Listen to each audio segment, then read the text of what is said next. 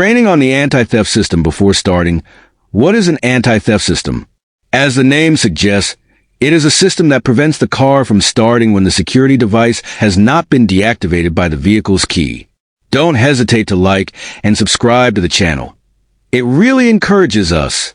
Definition of a transponder in automobiles. A transponder is used to transmit information or a signal in a round-trip manner.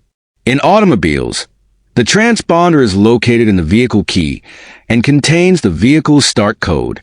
This transponder emits a signal containing the vehicle's start code. Role of the transponder antenna. This antenna serves to amplify the signal from the key's transponder.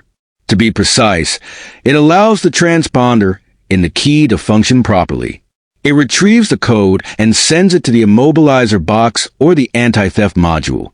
EPROM and microcontroller. The EPROM is a programmable memory that is easily rewritten online. It is this EPROM that contains the default start code, which is also found in the vehicle key. When the transponder antenna transmits the start code stored in the key, it compares it with the one in its memory. Once the codes match, it delivers the current to power the ECM module, which handles activating the injectors, spark plugs, fuel pump, and other components. Microcontrollers. Some car manufacturers have opted for microcontrollers to store the start code and activate or deactivate elements that influence the vehicle's start process. Immobilizer box and anti-theft ECU. The Immobilizer box and the anti-theft ECU perform almost the same function.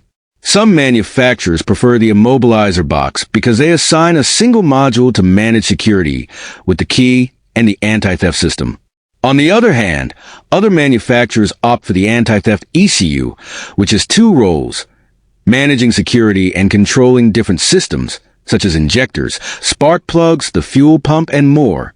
Key difference between the Immobilizer box and anti-theft ECU. The Immobilizer box, after recognizing the start code, sends a current to power the ECU module, which manages the engine.